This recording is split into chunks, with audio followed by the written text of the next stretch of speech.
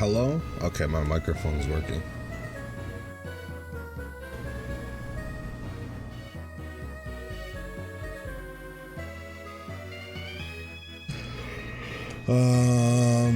How do I turn this shit on?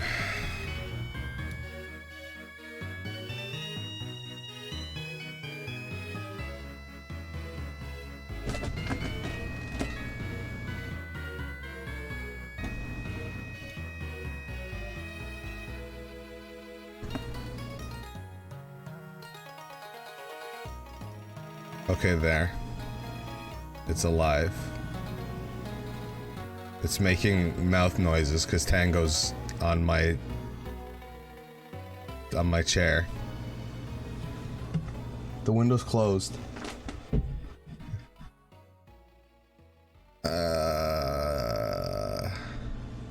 What do you guys want? Do you want like a Nuzlocke, or do you want me to like 100% this shit?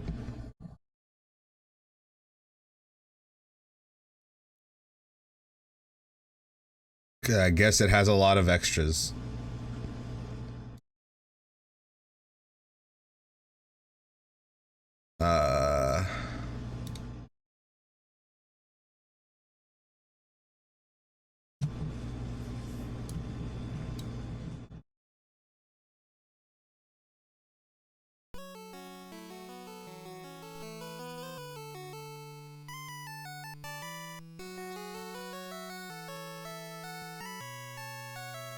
I wish the eyes weren't so jittery. I think it's because I wear glasses.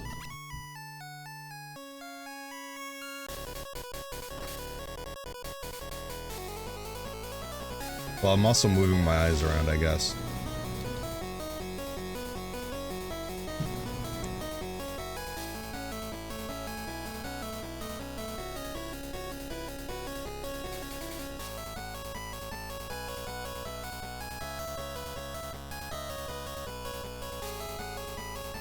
Gee, I wonder who made this game.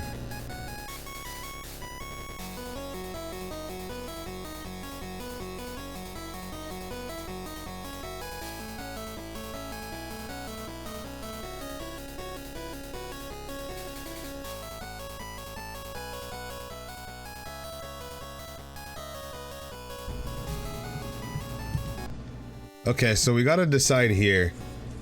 Nuzlocke or no Nuzlocke? Could someone like set up a poll? Can any mods do that? I don't know.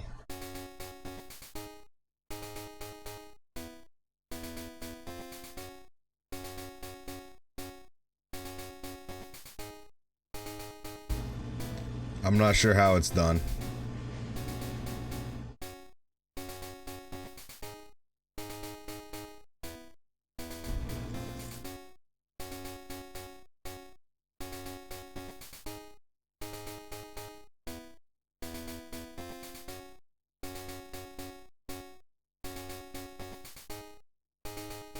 Give people time? Okay. We'll listen to this song. Ba ba ba ba ba ba ba ba ba ba ba ba ba. I've had this done for a bit. I wonder how far can I go? How far? How?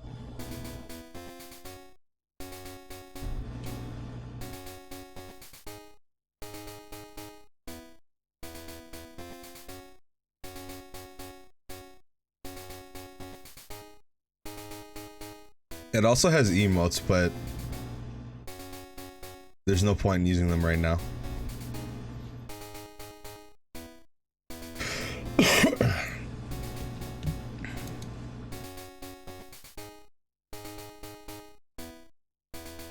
This song's gonna make me lose my fucking mind. What the fuck is a super chat, bro? What the fuck is a super chat?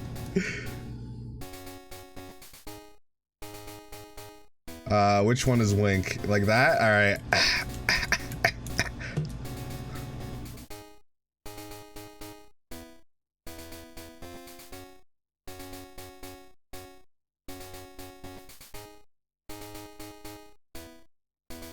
Oh, it's just YouTube stealing.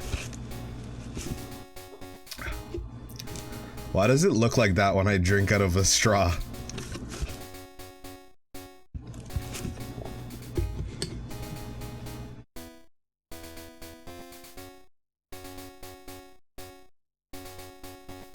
I'm just gonna assume it's a no. Because it looks like it. Hey, thank you. All right, let's play, I guess. Where's my...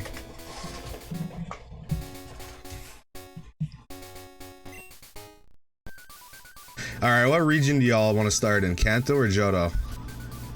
I kind of want to start in Kanto. Kanto.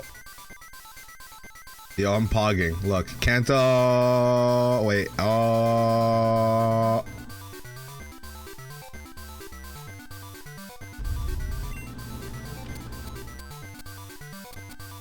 Let's start.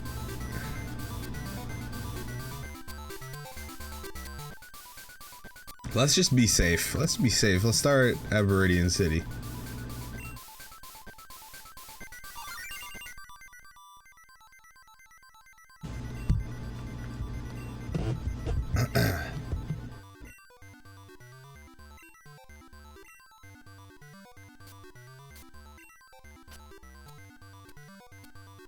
What character should we play as?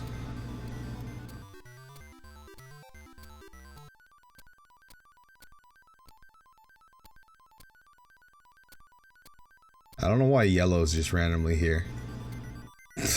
I guess because all the other characters are. Rocket Grunt, male or female Rocket Grunt?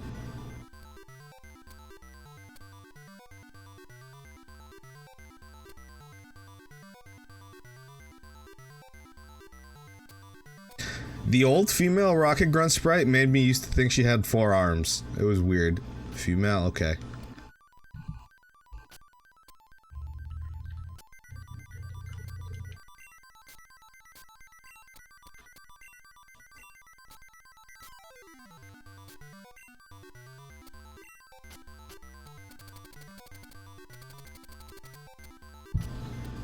I want to make it like faded. There. I thought I was on someone else's stream for a second. Nah, bro, sup.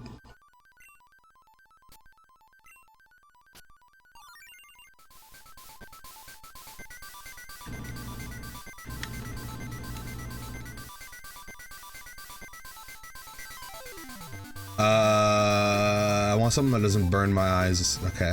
Wait, is there anything else?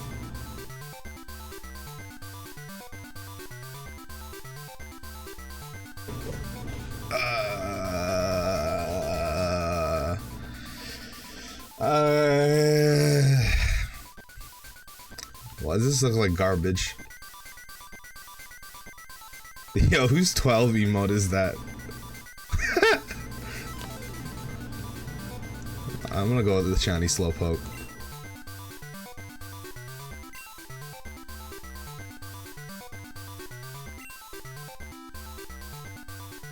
Okay, what starter should we pick, y'all? We got Bulbasaur, Charmander, Squirtle, Chikorita, Cyndaquil, Totodile, Pikachu, Eevee, Psyduck, Slowpoke, Seal, Growlithe, Houndour, Horse, Ponyta, Voltorb, Porygon, Vulpix, Pichu, Cleffa, Igglybuff, Togepi, Tyrogue. Why the fuck did 2 people want Psyduck? Growlithe, sure, I understand, but 3 Psyducks? Yo, why are these starters? Why? Who would do something like this?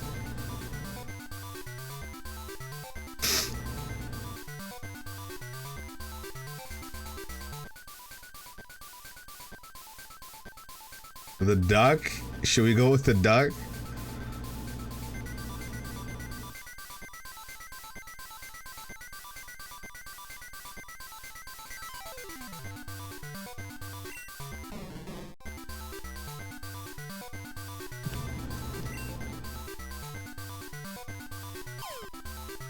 Name him Genseat. Bro, what? That's a Nova ass name.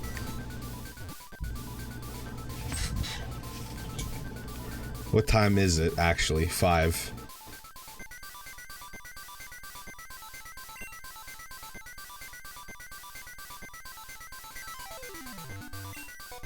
I'm gonna do 1 minute ahead just so, it's Saturday.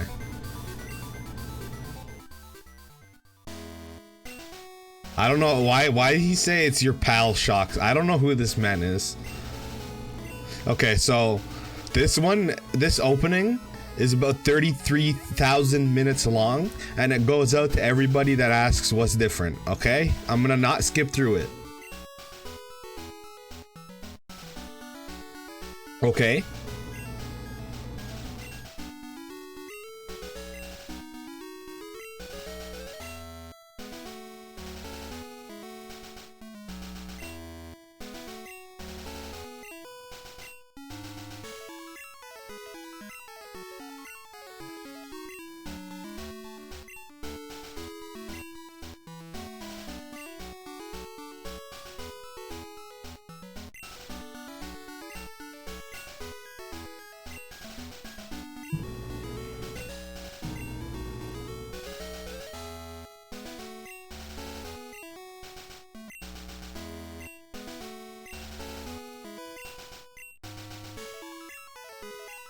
Okay, great. There it is. Shiny Ponyta. 8 Game Boy Advance SPs. Like a fucking Bitcoin miner setup.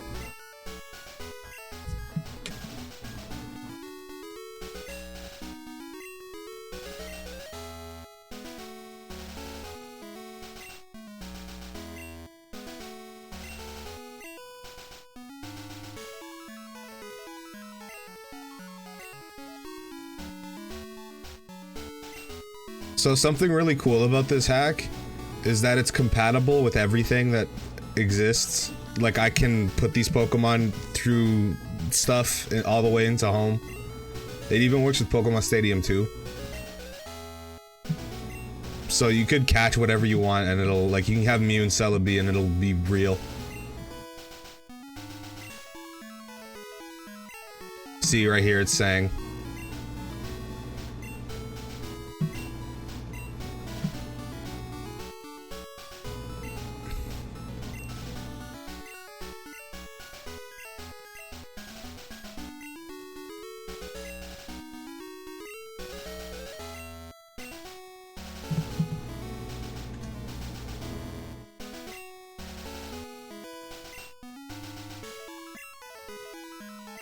That Slowpoke looks so small. He looks tiny.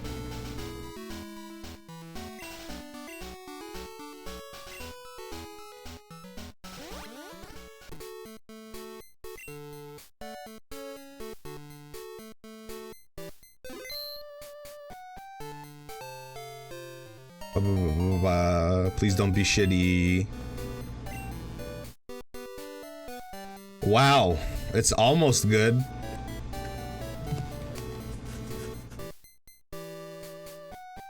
Great.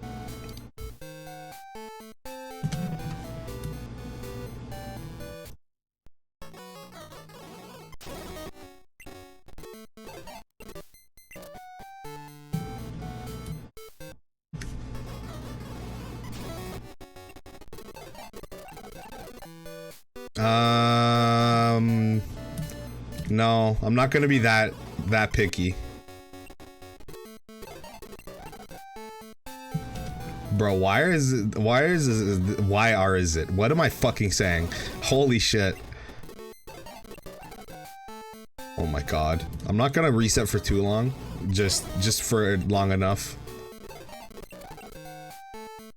Dude.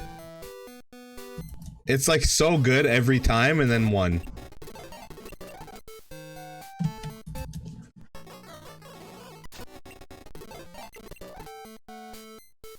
What the fuck? Is that attack? No, this is shit. This is shit too.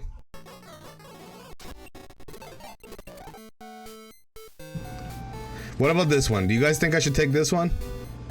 This one doesn't seem that bad.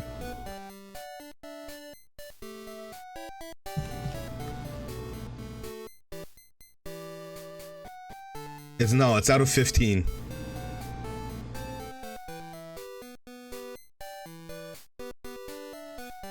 Oh, it's a female Psyduck. What should we name her? I don't want to name it Gansito, bro.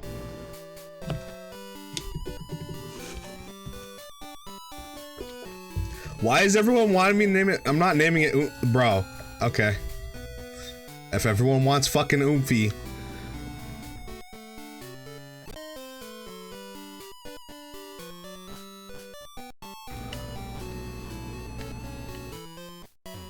Alright, so this shit is just open. I don't understand it either. I see pictures of chows. I don't know what any of it means.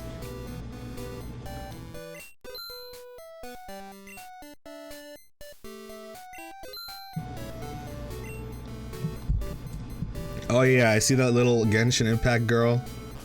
Oh wait, hold on. So you can do all this shit.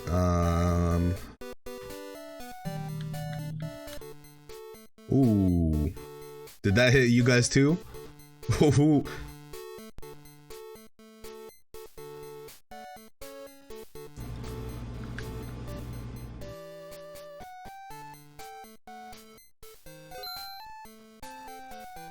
And then you have all this shit.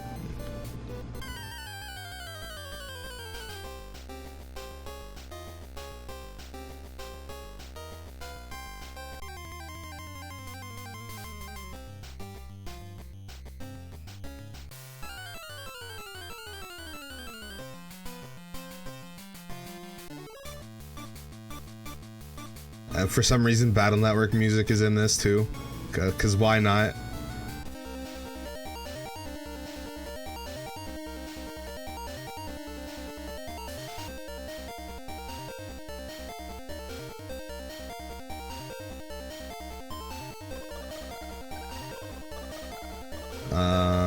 And then you have the trainer themes.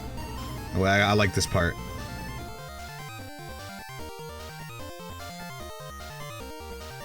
Alright, we're good.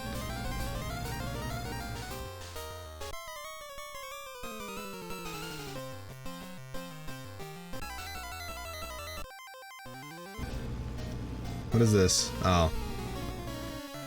Then you have the leader songs.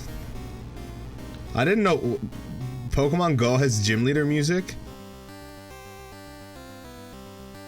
This doesn't sound that bad, but it's probably because it's an 8-bit.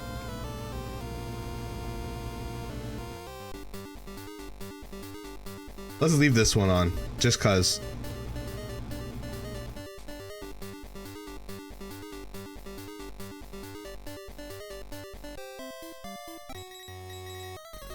Which bike theme, chat? I love this one. I love this bike theme.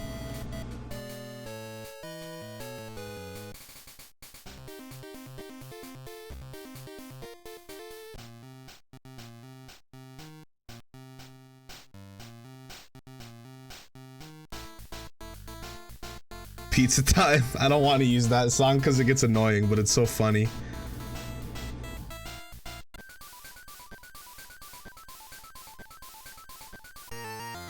It's so bad. Why is this here? What? Hello?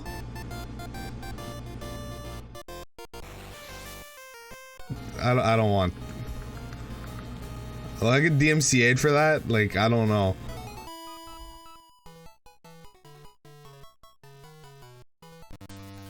We're leaving that.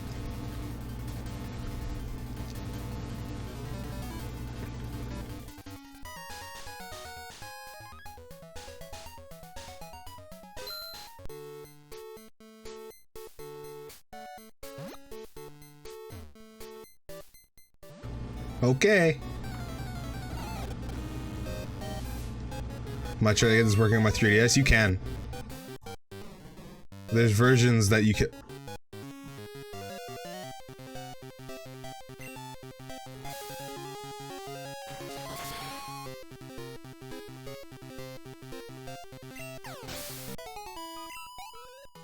All right.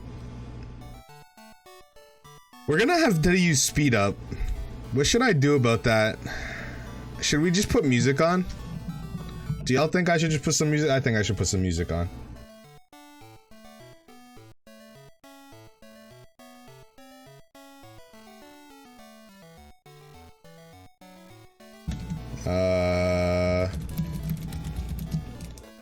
Pokemon music playlist.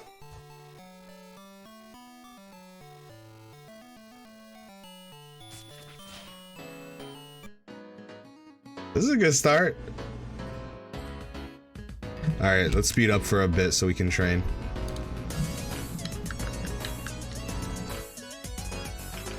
I'm not gonna complain that we start with Ice Beam and Cross Chop. I think those are egg moves. And Strength? Why do I have Strength?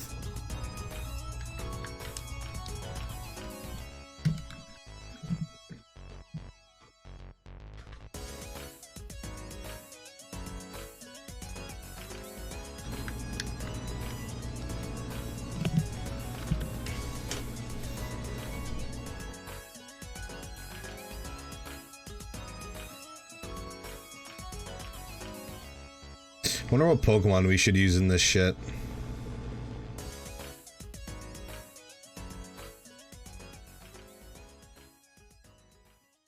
Is this crystal clear? Yeah, it is. Hold on, I'm cracking my invisible neck. Alright. It's hot as shit outside. This song doesn't work.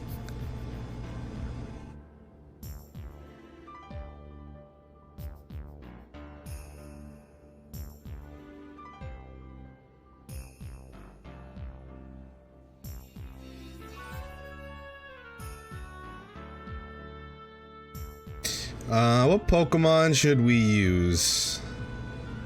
It has hidden power flying.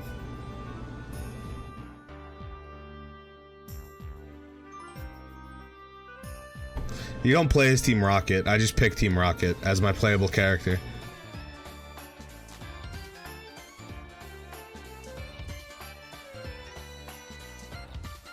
Yeah, I know there's tutors. I just don't know where. I just gotta find them.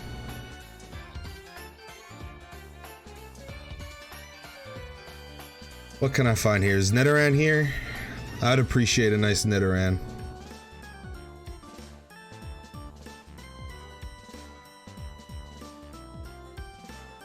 None of these have been the purple Pokemon I've been looking. Or no, I don't want the purple one. I want the blue one. Hello? I'm gonna catch this thing because it's probably gonna be a bitch to find later. What should we? We're gonna nickname every Pokemon. What are we nicknaming the Slugma? Holy shit, its IVs aren't that bad. What the fuck?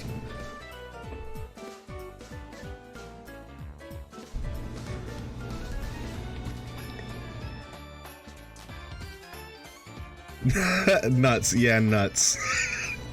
No, it's nuts. Why do you want Big Dave to be this thing?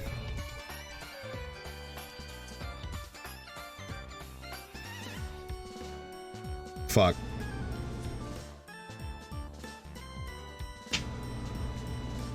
So nuts is okay, but Shitstain isn't? Yeah, bro, nuts doesn't have to be nuts. It could be like almonds.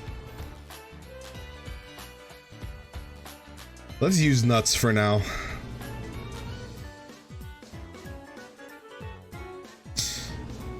Yo, when the fuck does it learn Ember? This isn't acceptable. This is absolutely unacceptable. Wrong move. What am I doing?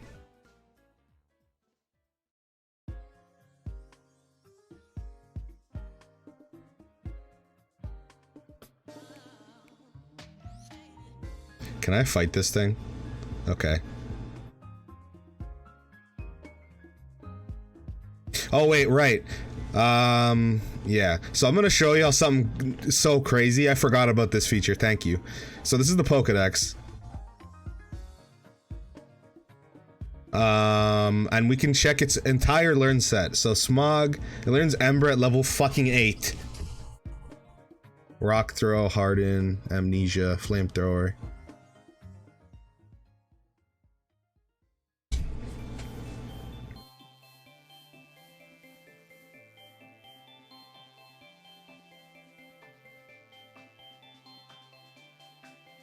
Hopefully. You know what? I think I'll just get this thing to 6. And we'll move on.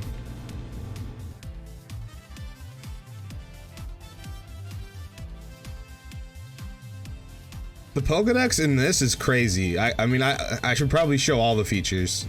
I will in a sec. Let me just...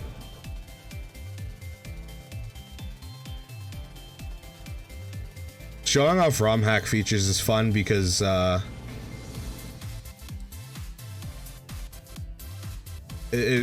can show how far this shit's been coming since fucking 2009. Okay, so... You get all its info here. You can find its locations. I don't know what. Oh, the current area we're in. This will show what Pokemon is here. I think if we've encountered them before. This is just the Dex list, and these are the options. Did you watch Lost Pokédex Part 2, Zeph? No, we could watch that on stream sometime.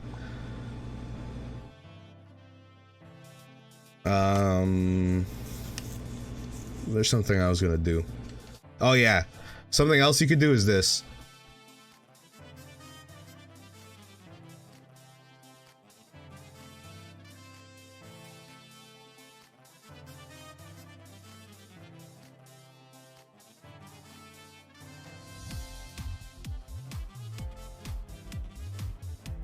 I have a Unite episode planned for the Pokemon podcast. I just have to get it together.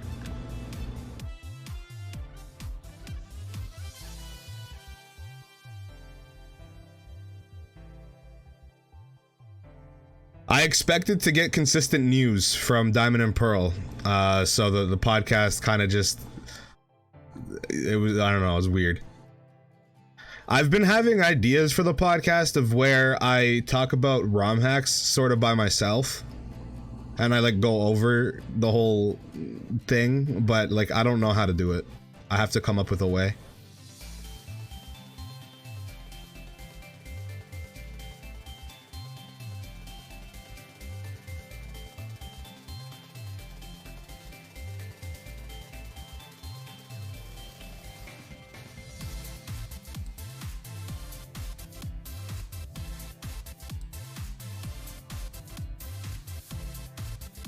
Yeah, I'd like to run through a new Kanto.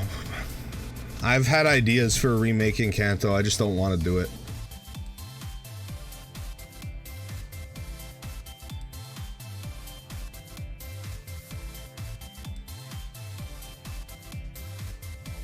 Hello? This must be like a rare encounter, I should catch it.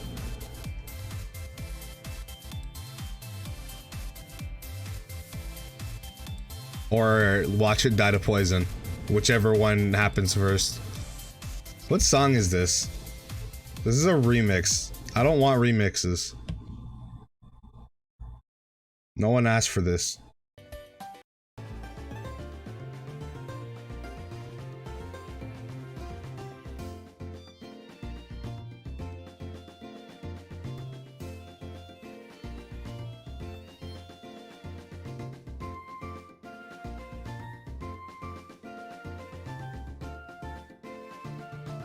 Hello, Kangaskhan. What?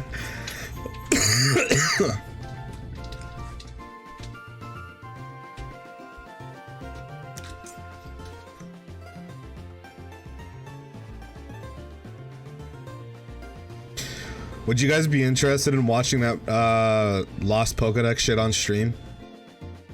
Preferably just the ones that I haven't seen. Sorry, I'm getting comfortable. Hey, Pokesplosion. Why are my eyes going crazy?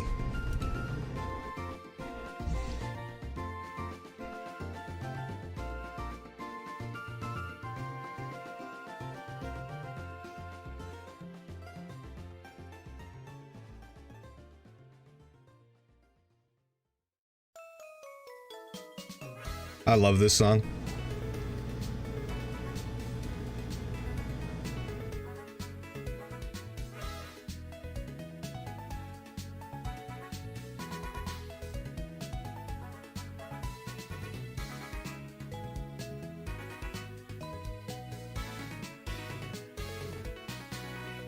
No, Oomphy. Don't learn disable. That move sucks dick. Don't even attempt.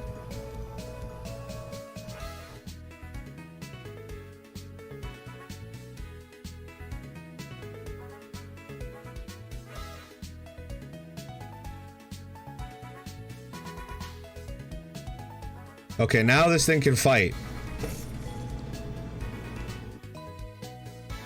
Should I just sweep Brock with Oomphy real quick, do you guys think? Yeah, let's do that.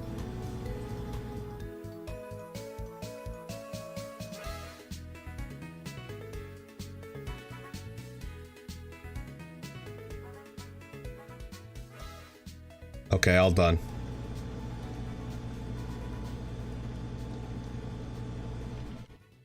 And now we have an Earthquake TM.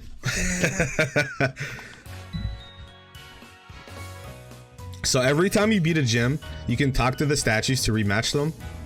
And every time you beat the gym, you get a phone call.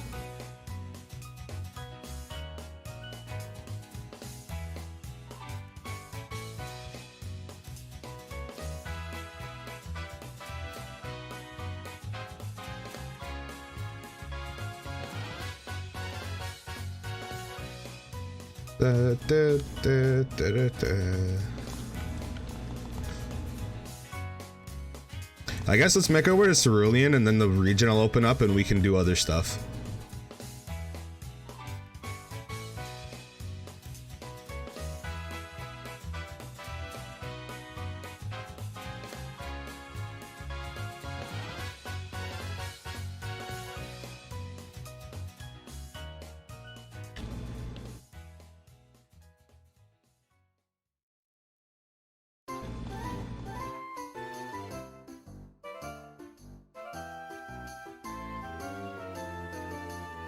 Wait, this takes place a year after Gold Silver Crystal? Okay then.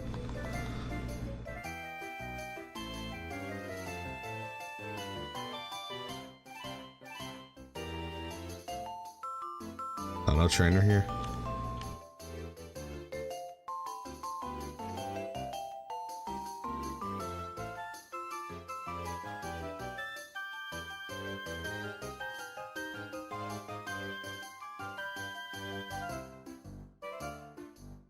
I wish I had a water move.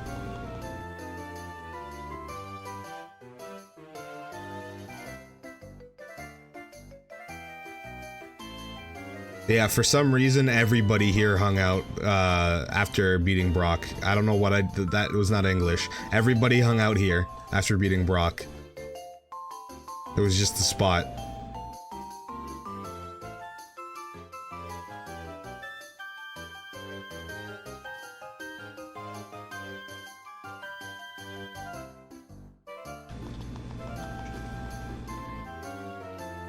Hey, cool, man.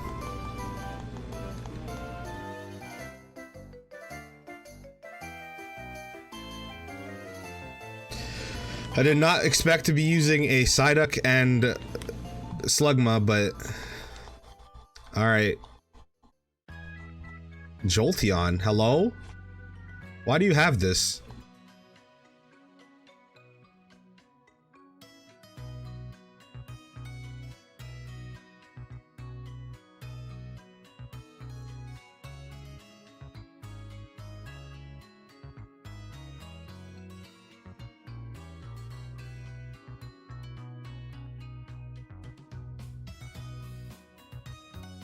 Okay.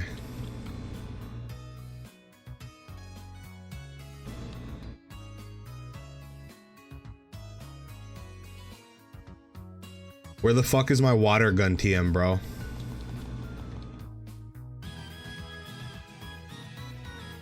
Oh, this feature is really cool.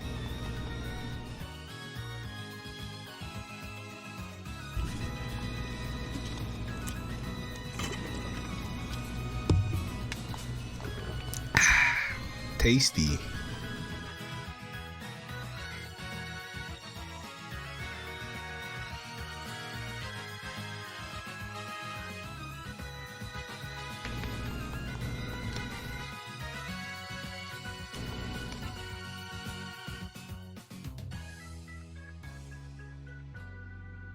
Let's catch Cleffa just because it's a baby Pokemon and they're probably rare.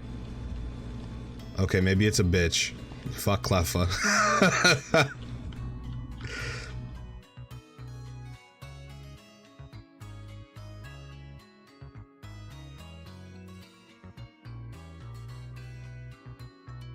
It's not Monday. No Clefairy dance.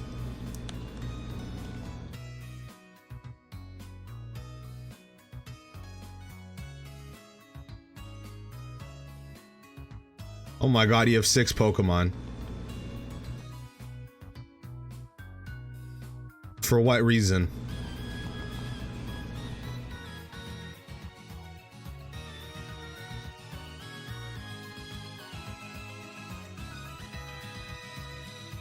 Oh my god, this is fantastic.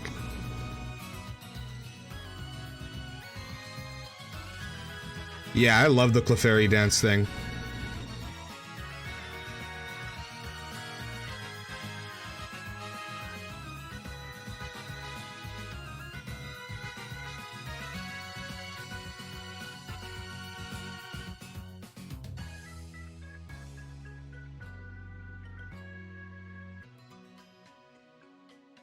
We're getting pretty lucky here.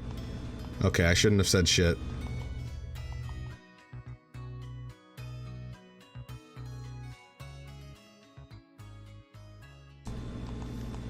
Wrong.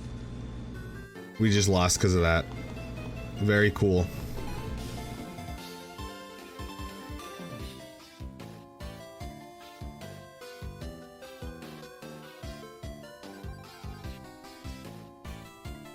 This sounds like Star Force music.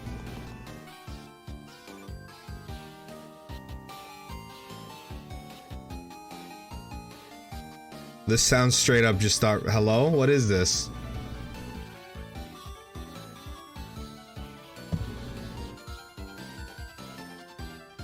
Diamond and Pearl music. I don't recognize this song. Wow.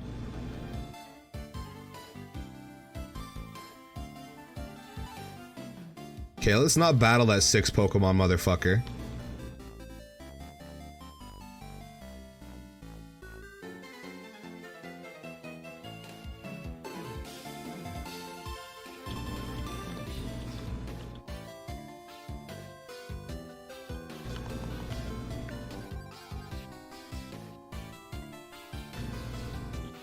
Yeah, this song is the TV station.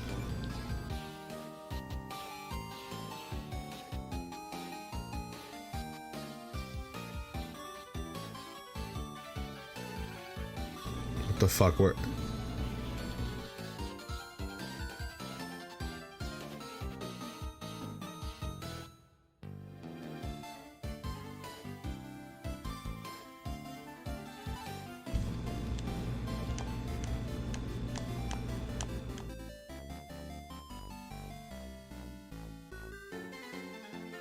Oh yeah, I remember this.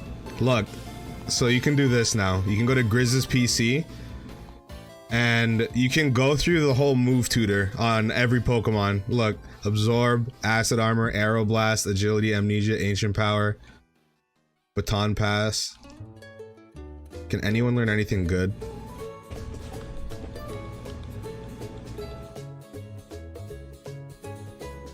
Egg Bomb? Why can you learn that?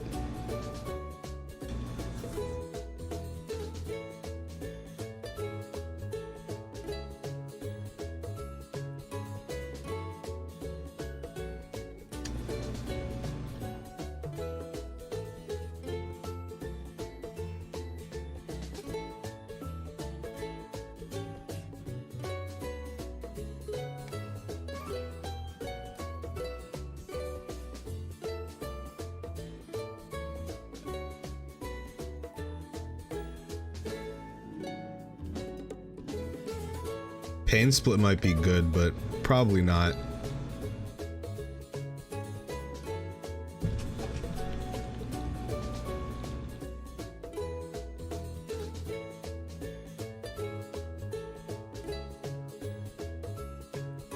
Why is Strength a tutor move?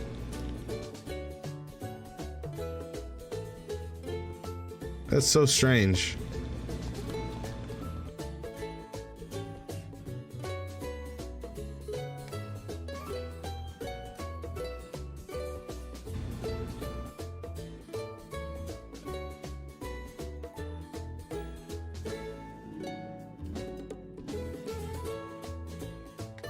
No, there's nothing in here. I remember this place.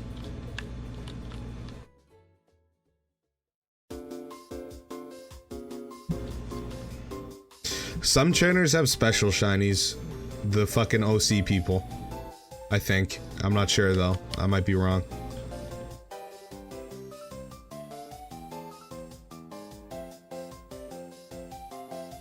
Wait, can I heal here? Yeah, see a green one and a red one.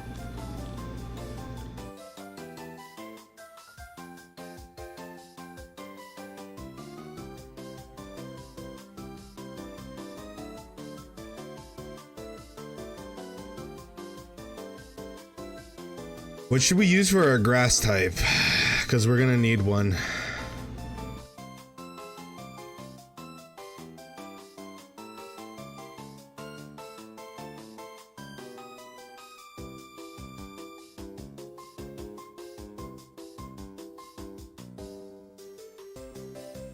Vileplume and Executor are both reliable.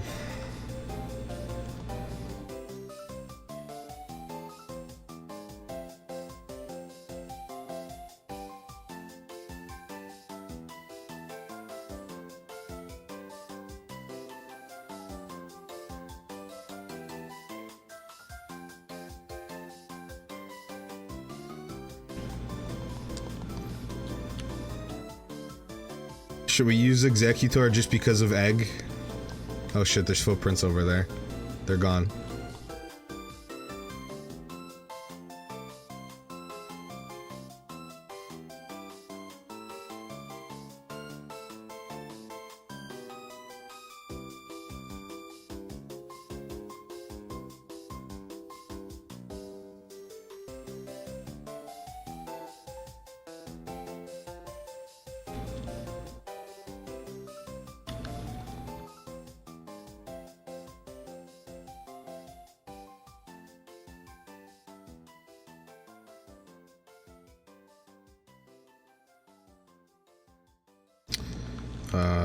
So has everybody been playing Unite? I hit Expert. I'm gonna go for whatever the highest rank is, but god, it was a fucking- I did it all solo queue. It was a fucking nightmare. It's such an unbalanced game though. It's so crazy.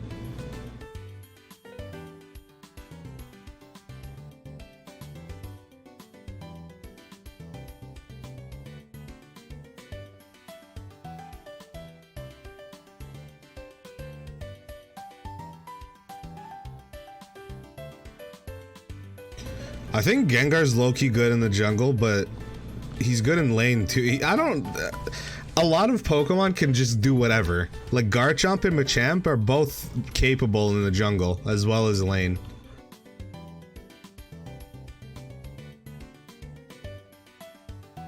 Yeah, this is an OC. So goddamn ugly. No, I don't think it's an OC. I think it's a developer. I think they're all developers.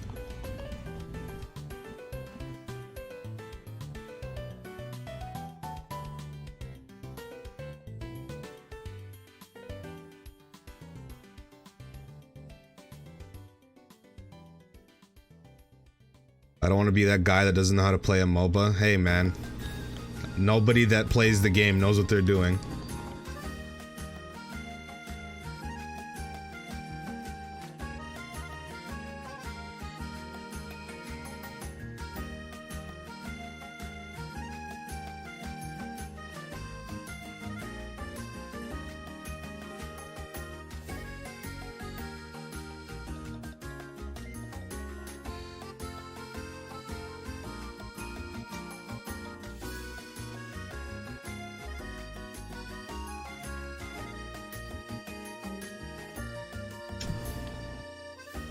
I forgot about Neo The World Ends With You because of the leak, to be honest.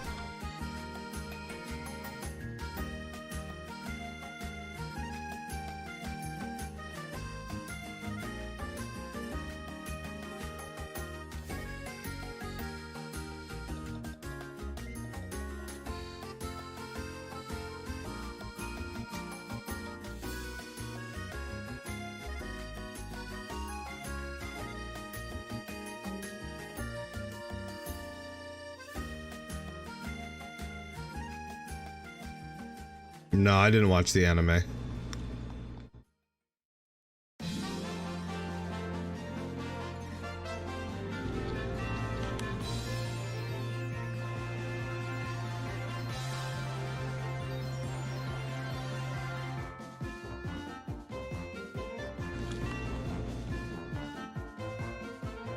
Yeah, I wish the jungler wouldn't take my farm, and I wish when I declare central lane, people wouldn't go there.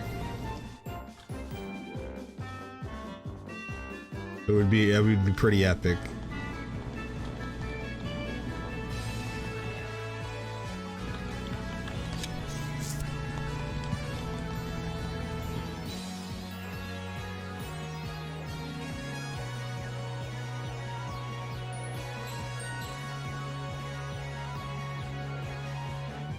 I assume we'll talk about Unite on the next episode.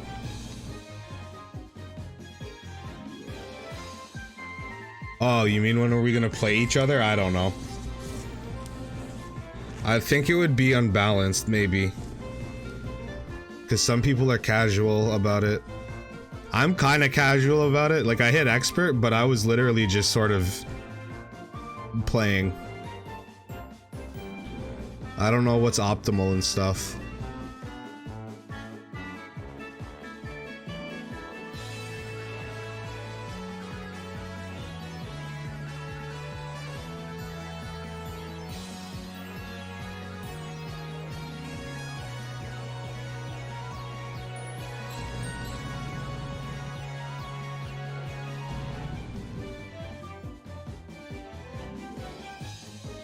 Yo, stop.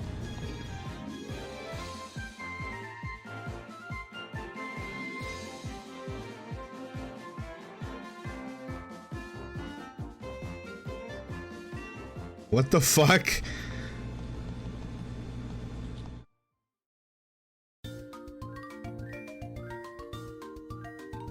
Help. Do I have a male Pokemon? Oh my god. Okay, go. Great.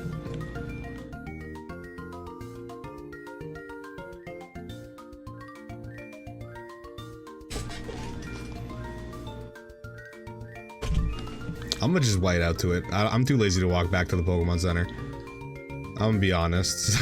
I don't care.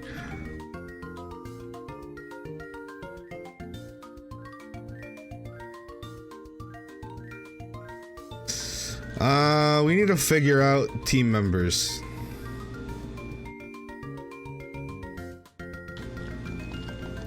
Okay, let's use this. I'm biased. I know. Don't have to tell me.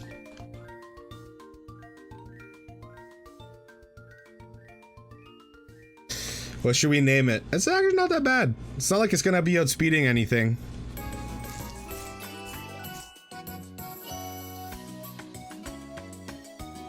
It's not an eggplant, bro.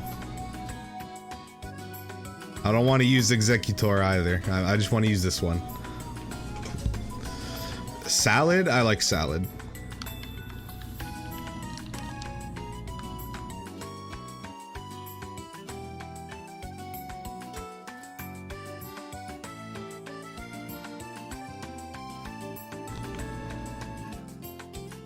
We actually gotta train Salad for this gym.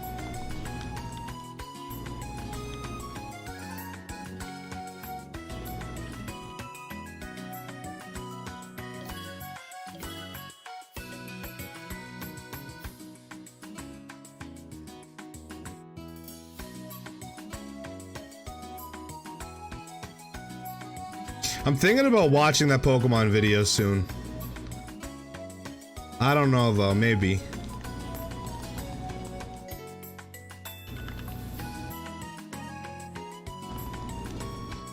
Would y'all want to watch it tonight? Like, I could set it up right now. We can take a quick break or something. Or just watch both of those new ones.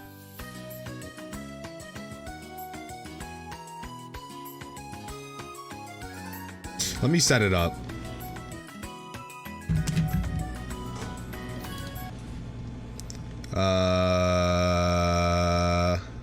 Let me do this for a sec. minimize that.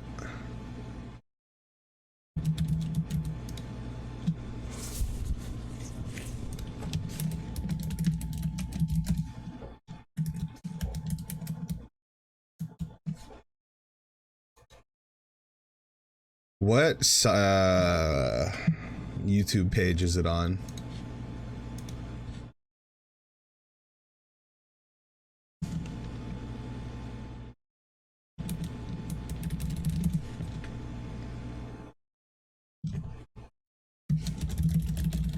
Oh, it's on Did You Know Gaming. Okay. Lost Pokédex 2. Did you know? Oh God.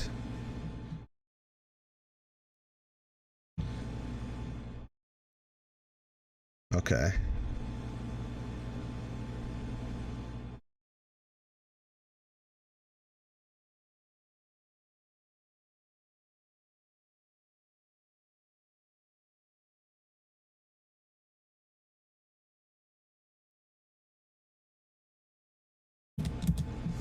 Why is it being a bitch?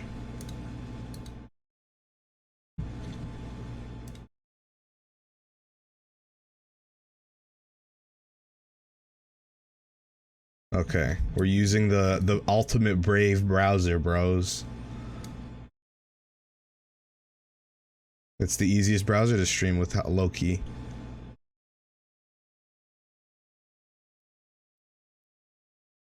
Did you know I need to crop it like dating this. back to a 1,200-year-old Japanese fairy tale? Or that Pokemon who live on land have evolved more over the past 2 million years than Pokemon in the ocean? This video is part 2 of our coverage of a Pokedex from an official book published by Creatures Inc. that never left Japan. If you missed part 1, there's a link to that video below. Nob Agasawara translated the first 26 Pokemon games and all their Pokedexes into English. Since he's literally the most qualified man on Earth for this job, we hired him to translate this Pokedex from Japanese to English. We left part 1 with Nob's translation of all the Pokemon that live on the water's edge. So now it's time for the forest habitat. This habitat is introduced with the words, "To small creatures, a forest is a paradise, overflowing with the bounties of nature like honey-laden flowers, fruits, and nuts." Many bug-type and small animal-type Pokemon can be seen in forests, where they avail themselves to the abundant food sources. However, the kinds what are we talking about? What's happening? Make large Pokemon rare in forests. And the first entry is number 74, Caterpie. When they shed their green skin to grow, they wrap themselves in silk and transform into a cocoon. Out of all the Pokemon discovered to date, they are the fastest to evolve. The tiny bird Pokemon Pidgey is their archenemy. If Caterpie even sense the presence of Pidgey, they quickly burrow underground. Those two slows then why aren't they ground type? Pidgey.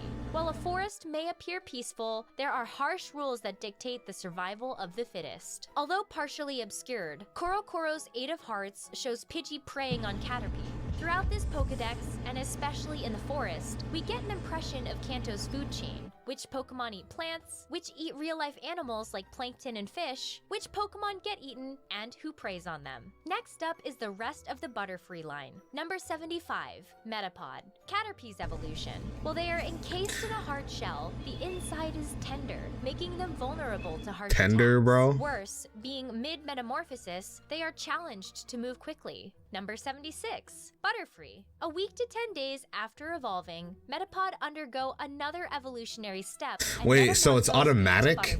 Their wings are covered in water. If you have a Metapod, it just automatically evolves into Butterfree eventually? This detail Didn't someone have like an old Metapod before? Fly in the rain can be seen Hold on on. Korokoro's 2 of Diamonds. These entries are followed by the Beedrill line.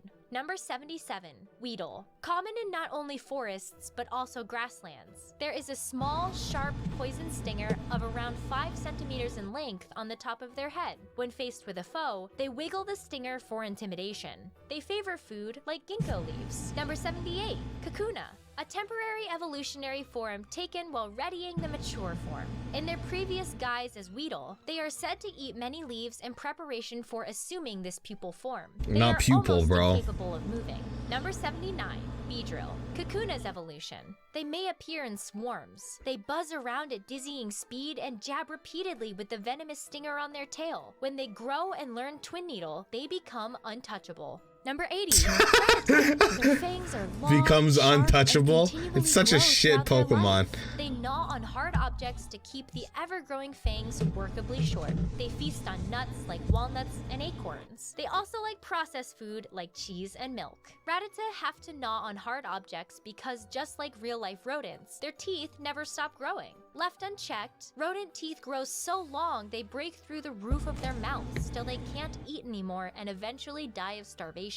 Instead of Raticate next, we have the Parasect line. Number 81, Paris. Growing from the bug's back are mushrooms called Tochukaso. The mushrooms grow in step with the Pokemon. They live under fallen trees and forests. When they grow to a certain size, they move to grasslands and marshes. Number 82, Parasect. They scatter toxic spores from the mushroom's cap. In China, the spores are apparently used as ingredients of herbal medicine. Yo, new region, China? Parasect was included among the Pokemon of forests. However, they are almost impossible to find in forests. Tochukaso are real fungus that replace the host tissue and can affect the behavior of their insect host and even kill it. The fungus is extremely valuable in China, where they are believed to combat ailments like fatigue and even cancer, fetching high prices of over $1,000 for a single kilogram. Tochukaso are also considered an aphrodisiac and are so highly prized that some are literally willing to kill for them. Like in 2011,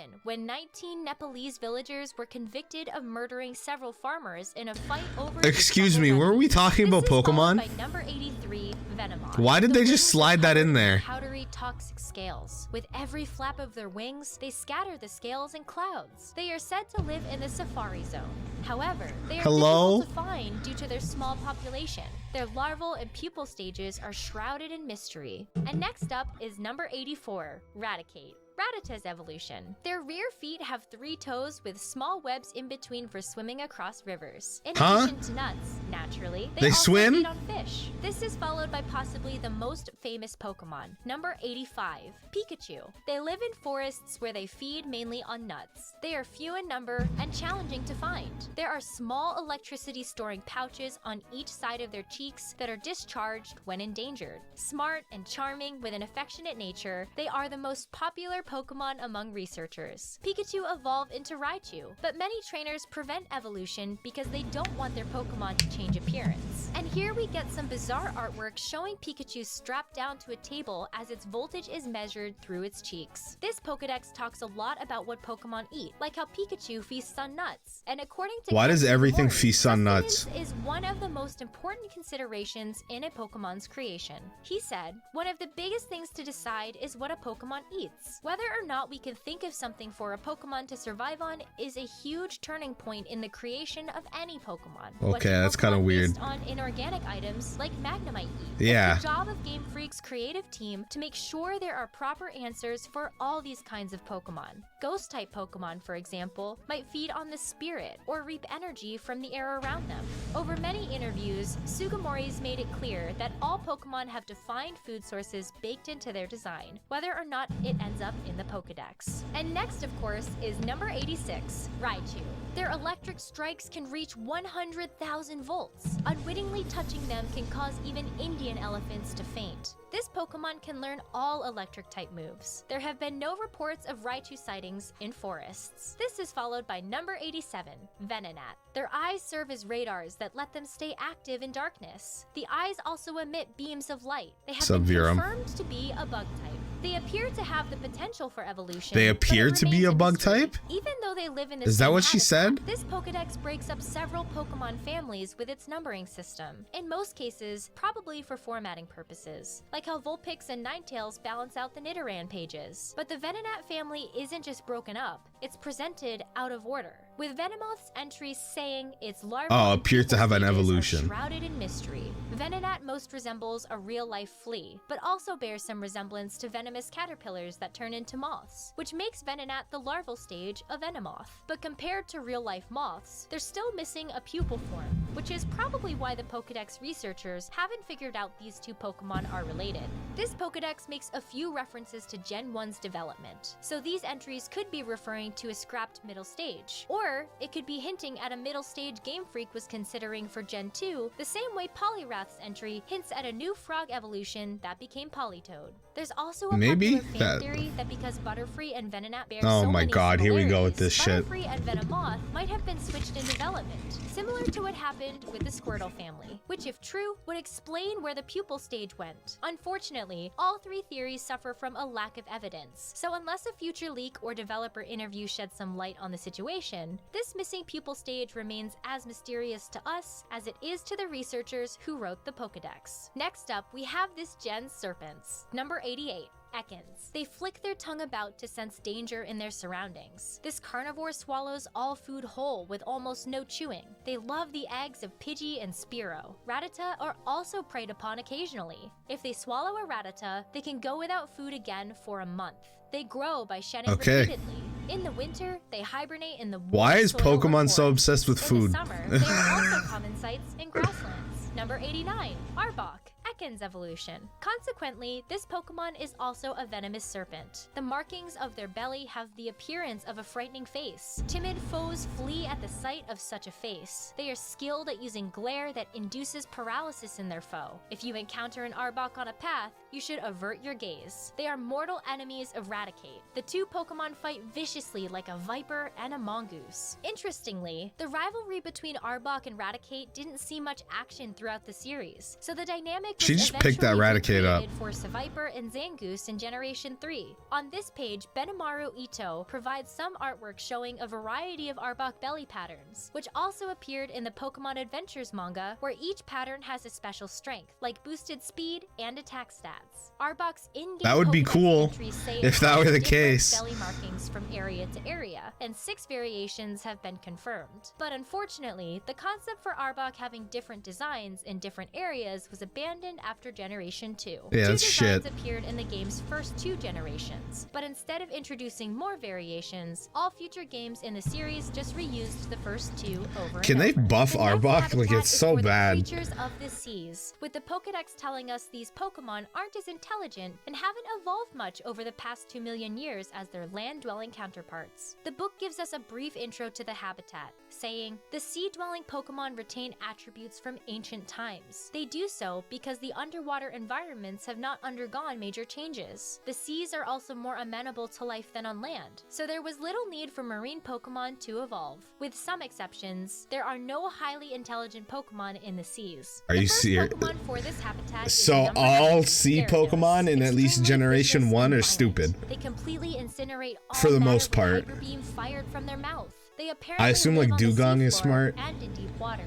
As It a looks result, intelligent. They are rarely seen. The most recent specimen was a corpse washed up on shore 35 years ago. They are omnivorous with fangs capable of crushing boulders. Their steel-hard scales can be fashioned into jewelry like rings. Such accessories command astonishing prices. Next up is the Sea King line. Number 91, Goldeen. The dorsal and ventral fins are built up like muscles. They help propel this Pokemon through water at a speed of 5 Appreciate it, knots. Chimerix. Having little intelligence, they are known to unwittingly swim into a Gyarados' Bro, I mouth, hate where they Twitch. It's become saying an easy a hype meal. train is Number close. 92, One more Seaking. person needs to Goldeen's sub. evolution. Like, Using their drill-like can you horns, guys see they that? hollow out Is it being boulders to make their predatory? nest. That's crazy. They That's swim kind of up rivers crazy. and spawn every year. This is followed by the Tentacruel line, number 93, Tentacool. From their crystal clear eyes, they emit mysterious rays of light. They feed on plankton. 99% of their body is composed of water. Number 94, Tentacruel. The 80 tentacles move about freely to ensnare prey like small fish. The tentacles also have venomous needles that induce poisoning and full body paralysis. For those qualities, they are called Gangsters of the Sea. The nickname Gangsters of the Sea was never used in any in-game Pokédex, but was mentioned in Ash's Pokédex. That's in where I've episode heard that 19 before. Of the anime, which, just like Scyther and Electabuzz's hatred of red, was presumably lifted directly from this Pokédex. In other words, though this book is largely unknown outside Japan, it's had a lasting influence on the series since the very beginning. Next up is the Dugong line. Number 95, Seal. The most light useless and blue-haired stupid hide is Pokemon. thick and tough. They remain active even in intense cold of -40 degrees obviously not Celsius. true, but They live in sea caves and the like. During the day, they often drift in the sea, probably searching for food. Number 96, dugong, seals evolution. They are cloaked entirely in how are sheer you white hair. shit Their the blood generation is you an come incredible out when it's the thickness of first 30 generation? I centimeters. don't. They are highly You're resistant to outclassed cold. immediately. In fact, they become more active when the temperature is falling. This is followed by number 97, lapras. Intelligent enough to understand human speech. Being placid in nature, they prefer to ferry people across water on their back rather than fight. Needless to say, they are skilled at using the move surf. They can also learn a diverse mix of moves like mist, confuse ray, and hydro pump. Little headway has been made in their study due to their small population. Some claim the turtle ridden by the folklore hero Taro Urashima was actually a lapras. While Lapras's design was clearly inspired by plesiosaurs and Scottish folklore's Loch Ness Monster, it also used some lore from the fairy tale about the Minogame that took Taro to Ryujin's palace, I got a text which we message. covered in Blastoise's entry in part 1. Ryujin itself also went on to inspire Lugia in Generation 2, but that's a topic we already covered in our Lugia Origins video. So rather than repeat it, we'll leave a link in the corner and That video's below if fucked you up. want to hear the full story. Alongside this Pokédex entry, the book provides this artwork of Lapras swimming with a boy on its back.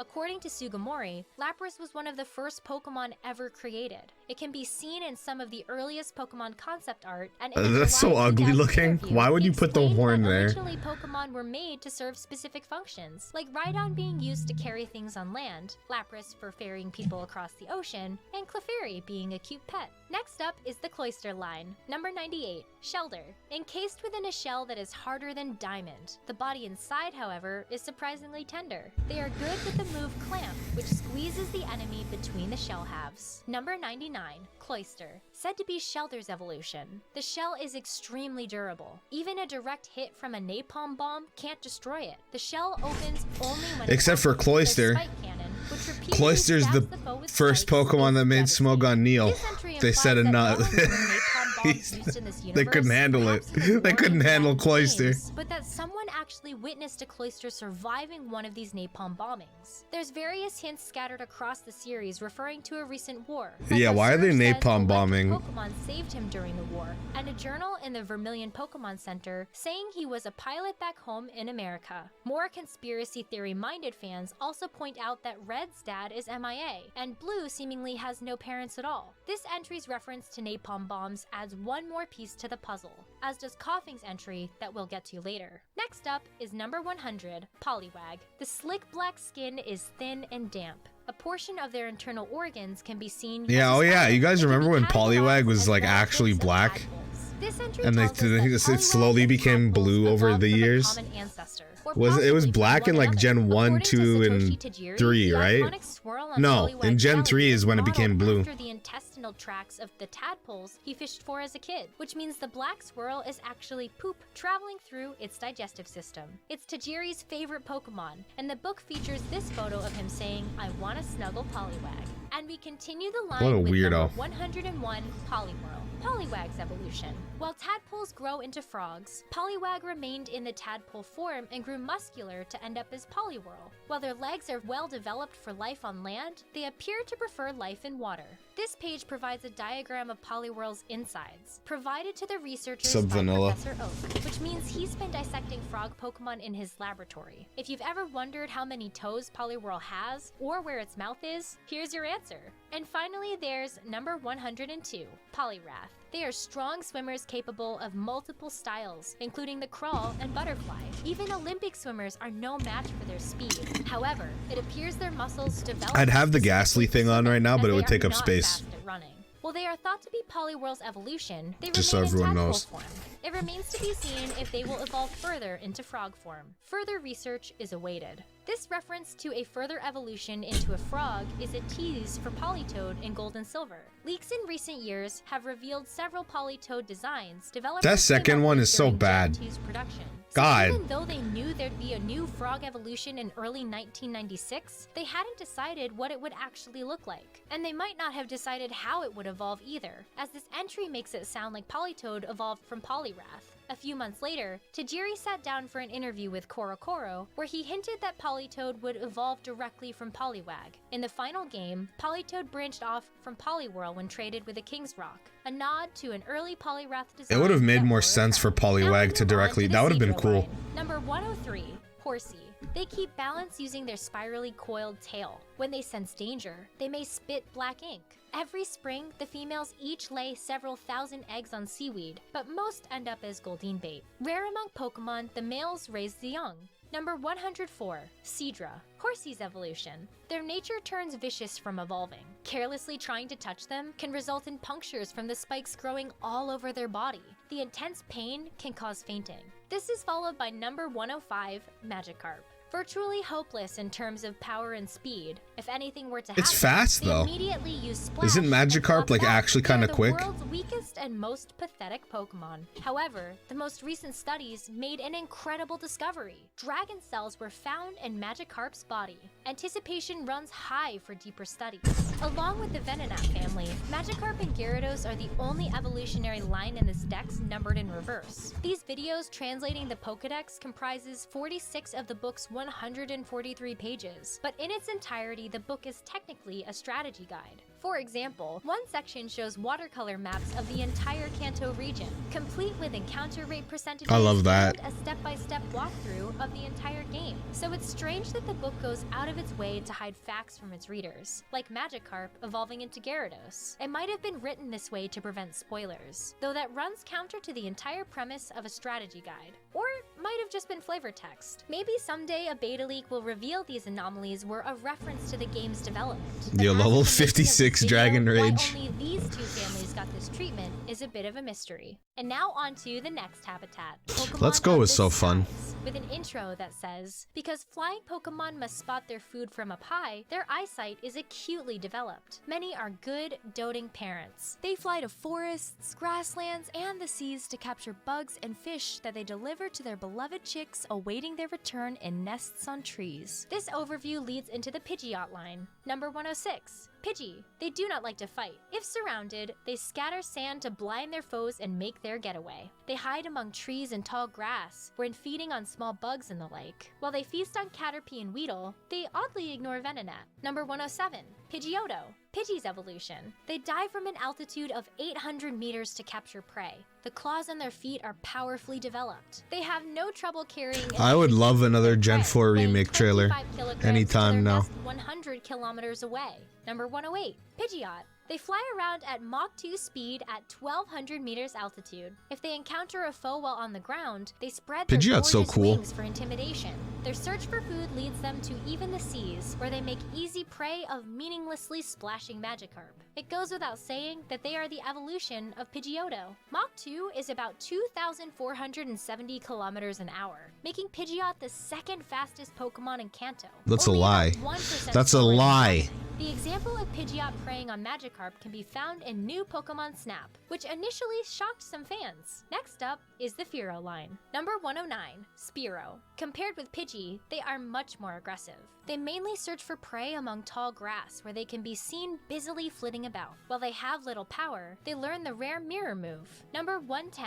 Fearow. Spearow's evolution. They can soar high all day long on their broad wings. Their powerful beaks let them swallow prey like Rattata whole. This is followed by number 111, Magnemite. They move around while levitating. The units on their sides radiate energy like electromagnetic waves. Although they are fundamentally different from the other Pokemon of the skies profiled here, they have been included here for the time being because there is nowhere else to group them. Further research according to Ken Sugimori, Magnemite was the first inorganic Pokemon ever created. He says Satoshi Tajiri gave him a work order that just said, make a magnet Pokemon. So he got to work and eventually came up with Magnemite. Next up is number 112, Magneton.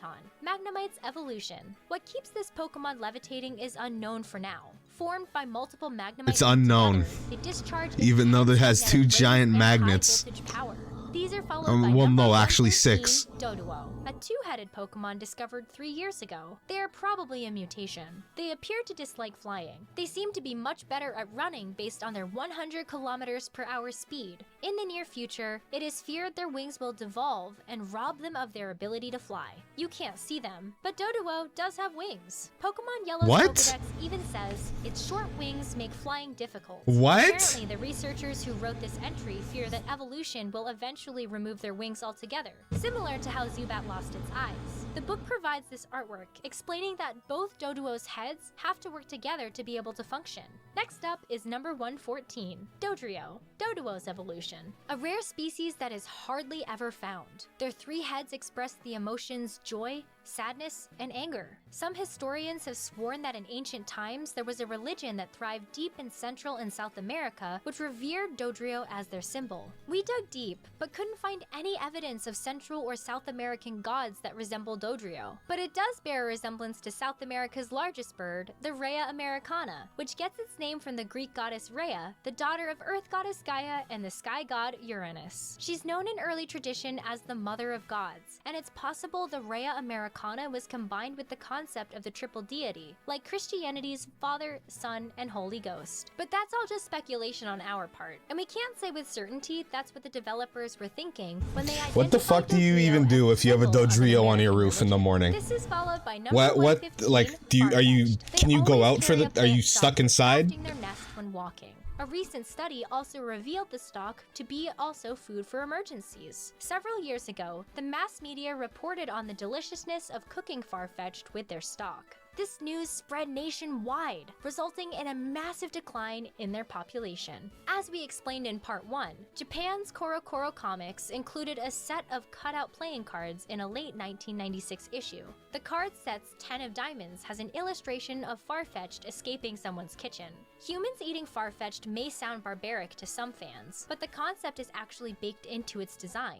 In Japan, there's an expression, a duck comes bearing onions. I already So in knew other this words, one. the soup just delivered itself. You failed it's me. often used when something surprising but convenient happens, or sometimes as a way of saying, here comes a chump. The expression is often shortened to kamonegi, which means duck onion. And that's why Farfetch'd should have never evolved. Name is also kamonegi. It's meant to be shit. After the people of Kanto started eating Farfetch'd en masse, their population massively declined, which might explain why you can't find any in the wild. There's only one Farfetch'd in the game, and it's only obtainable via trade in Vermilion City. It's ducks. Fortunately, their population appears to be bouncing back. As the Pokédex and Crystal version says, in order to prevent their extinction, more people have made an effort to breed these Pokemon. The next habitat is that of humans, the urban environment. But we still have a lot of this script left, and it's already longer than we thought it'd be. So we'll cover urban Pokemon and every remaining type in a 3rd video soon. So make sure you're subscribed for that one. We also have a video on Make sure you're subscribed, guys. that had real dinosaurs in it. So check that out if you Make like. sure you're My name subscribed for that one, guys.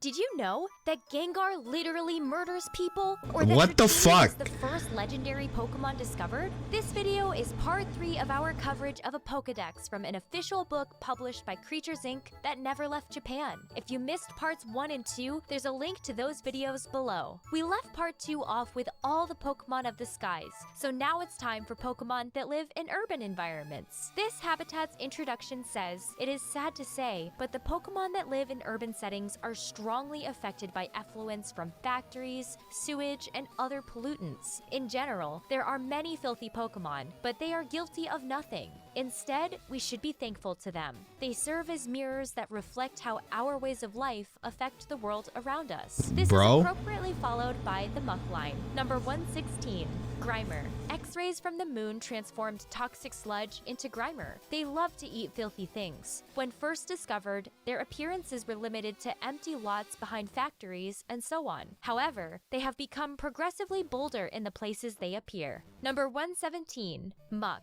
They usually keep themselves hidden by mingling with soil. Contact results in a severe poisoning. Analysis of their cells revealed the presence of substances that are inconceivable in living things. They are thought to be Grimer's evolution. Inconceivable This is in followed living by things. Number 118, Porygon. Friend. In 1995, Silphco, which undertakes R&D into Pokemon and related products, successfully applied state-of-the-art technology to create this man-made Pokemon. While they are exceedingly rare, they somehow came to be offered as prizes by the Game Corner. Investigations by the authorities are ongoing into the matter. Their findings are eagerly awaited. Interestingly, the games never said who created Porygon, only making a vague reference to unnamed scientists. But this Pokédex explicitly states Porygon was created by Silphco, a scene you can see on the Korokoro Jack of Hearts. Since the intro says Red and Green takes place in 1996, That backspray's Porygon's weird. creation in 1995 means it's only existed for a single year. When Pokemon Sun released in 2016, it included a Pokédex entry for Porygon that read, roughly 20 years ago, it was artificially created, utilizing the latest technology of the time. Combining these two entries, we can see that our world and the Pokemon world are on the same timeline, at least for the most part, with Red and Green taking place in 1996 and the events in Sun and Moon taking place in 2016.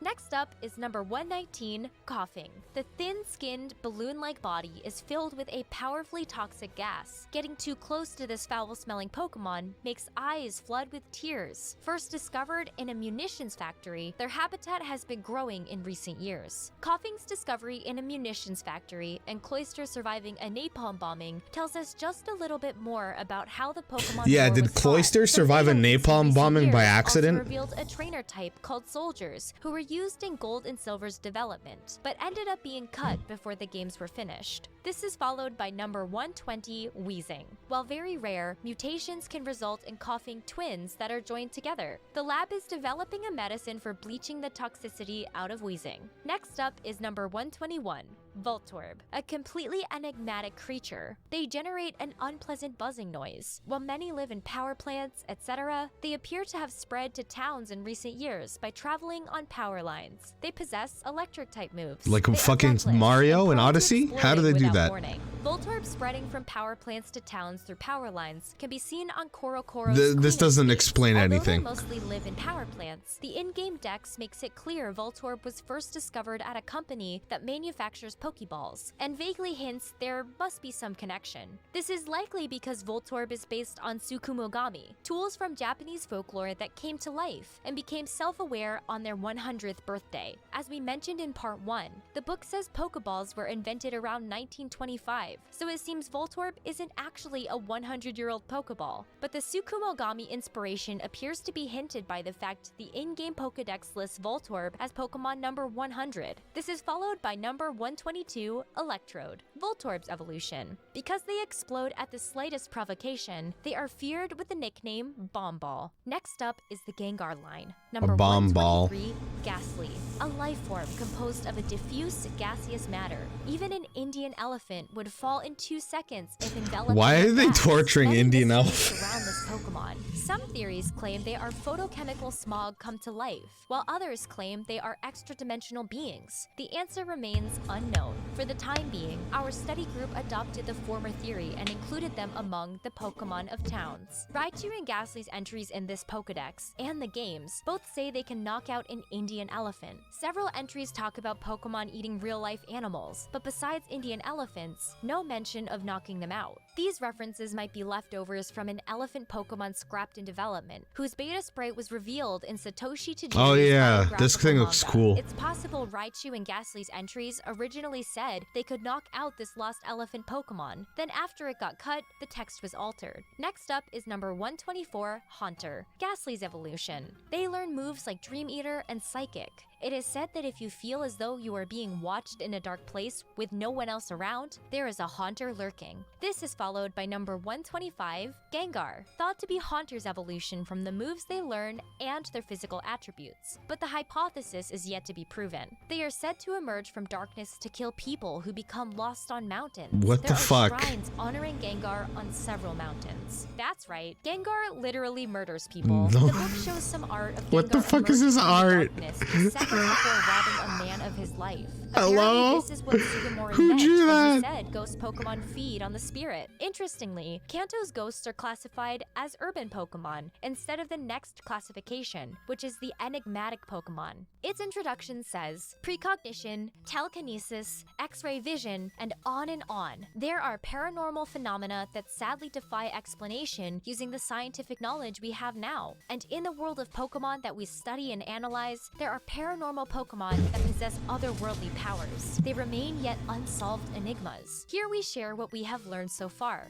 The first Pokemon on this sort is number 126, Abra. They sleep for 16 hours a day. However, even asleep, they use a variety of extrasensory powers. They are rarely encountered due to their small population. Moreover, they will teleport instantly if threatened. As a result, they often escape before they could be captured in a rare encounter. They evolve into Kadabra. Speaking of which, number 127, Kadabra. As a psychic boy awoke one morning, he found himself transformed in his bed into a Kadabra. The crowning of the Kadabra-themed short story, The Transformation, as the second Pokemon Literary Award winner is still fresh in our memory. If Pikachu is the Pokemon idol, Kadabra can be considered a favorite among those in the know. The story titled The Transformation is a parody of Franz Kafka's 1915 book The Metamorphosis, a story about a salesman who wakes up one morning, realized he's turned into an insect. The entry's short excerpt closely mirrors the book's very first sentence, which reads, "As Gregor Samsa awoke one morning from uneasy dreams, he found himself transformed in his bed into an enormous insect." This is one instance of the book's Pokédex contradicting the game's dex. Instead of presenting a boy turning into Kadabra as a fictional short story, Red and Green present it as something that actually happened. It simply says, as a psychic boy awoke one morning, he found himself transformed in his bed into a Kadabra, and later Pokédex entries in Emerald, Fire Red, and Sun all told varying accounts of this tale. A boy literally transforming into a Kadabra doesn't really make sense,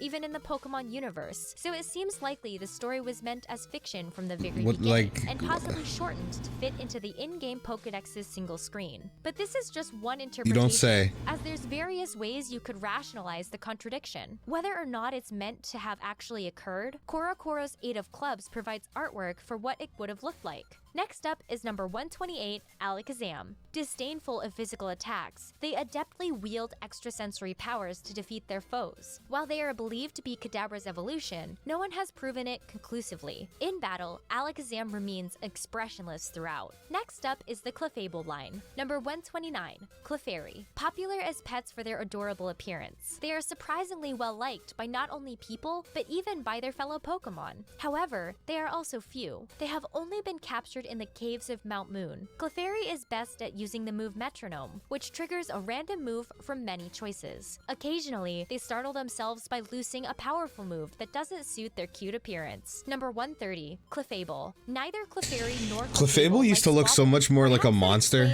and now it's more like a, I don't know, it's become more 1 kilometer away. They immediately flee if I don't know. danger approaching. This is followed by number 131, It looks like Ditto. Lickitung almost. They transform into other life forms by rearranging their body's cellular structure. They learn almost no moves of their own. Ditto can be considered one of the most enigmatic Pokemon ever. And next up is number 132, Mr. Mime. They use advanced moves like Confusion, Light Screen, Meditate, and Substitute. Being skilled mimes, they are masters at convincingly tricking people. It is said the walls they mime turn real. Their fingertips end in suction pads, with which they apparently climb the walls they create. Little headway has been made in their study, owing to the scarcity of specimens. Korokoro's 7 of That's Clubs the theory. gives us a good look at Mr. Mime climbing one of its invisible walls. During Gen 1's English localization, Nob actually fought against naming this Pokemon Mr. Mime. He wanted to go with a gender-neutral name, like how in Japanese it's called Barriard. He told his boss at Nintendo of America that naming it Mr. Mime would come back to bite them if Game Freak added genders in the sequel. He was ultimately proven correct, and Gen 2 ended up containing lots of female Mr. Mime. Speaking of its name, in Gen 1, Mr. Mime can only be obtained via trade, and in some localizations, this Mr. Mime is named Marcel. In Sword and Shield, there's a Galarian Mr. Mime in Winden, who's also named Marcel. Both are named after Marcel Marceau, a Jewish mime who joined the French resistance in World War II, fought the Nazis, and saved children children from concentration camps. He was later declared a national treasure All in right. Japan, not only for Thanks, his Mr. heroics in Mime. the war, but also for his legendary miming abilities. Now it's time for the Wigglytuff line. Number 133, Jigglypuff. With their round and huge eyes, they draw the attention of their foes. They then sing a comfortably soothing tune that lulls their foes to sleep. Bellying their adorable appearance, they can learn a diverse array of moves. If they become displeased, they inflate themselves like a balloon. Here the book has artwork for a chorus of Jigglypuffs, which apparently induces triple the drowsiness compared to the song of one Jigglypuff. Number 134, Wigglytuff. The finely dense and supple fur is dreamily gorgeous. It is also a luxury item. While they share many moves with Jigglypuff, they additionally learn Hyper Beam. Next up is number 135, Drowsy, the descendant of the legendary creature Baku, which is said to have eaten dreams. Drowsy is famous as the first Pokemon to use a move combo, Hypnosis followed by Dream Eater. They are gluttonous herbivores. From their 4 stomachs, they repeatedly bring up eaten food and re-chew it to feed. They are not popular among women due to their appearance. They also have a habit of muttering under their breath to themselves. The Baku is a creature from Japanese mythology who devours nightmares. The Baku are believed to have been made using leftover pieces the gods didn't use when they created Women all be other disliking animals. But in modern times, Drowsy. it's usually Why? depicted as a tapir. Drowsy being a descendant of the Baku means that canonically, in addition to real-life animals, Pokemon also share our world with mythical creatures and can even evolve from them. The book shows us another experiment by the Pokédex researchers, seeing if Drowsy is capable of hypnotizing itself. And Korokoro's Jack of Diamonds shows us Drowsy eating a kid's dreams. This is followed by number 136, Hypno, Drowsy's evolution. They carry around a pendulum-like object. They are skilled at using Psychic. In towns where Hypno appear, child disappearances mysteriously surge. Hypno's penchant for kidnapping children was later turned into a story arc in Fire Red and Leaf Green's postgame, where the player has to save a little girl named Lastel from Hypno's grasp. And the last of this group is number 137, Jinx, an extremely rare Pokemon. They become volcanically enraged if any attempt is made to remove the cloth-like shroud around their waist. That reaction informs us they have a sense of shame. While they speak in a human-like manner, their language is People have tried to strip Linguistic Jinx. research is ongoing. Jinx Korokoro cards gives us a glimpse of her human-like but indecipherable speech. The Pokédex's next classification are the extinct Pokemon, with the book telling us Pokemon are said to have appeared around 2 million years ago. Since then, they adapted to the world's changing environments and evolved in many ways. What did these ancient Pokemon look like? Using recently discovered fossils, their likenesses have been reconstructed. And the first up in this group is number 138,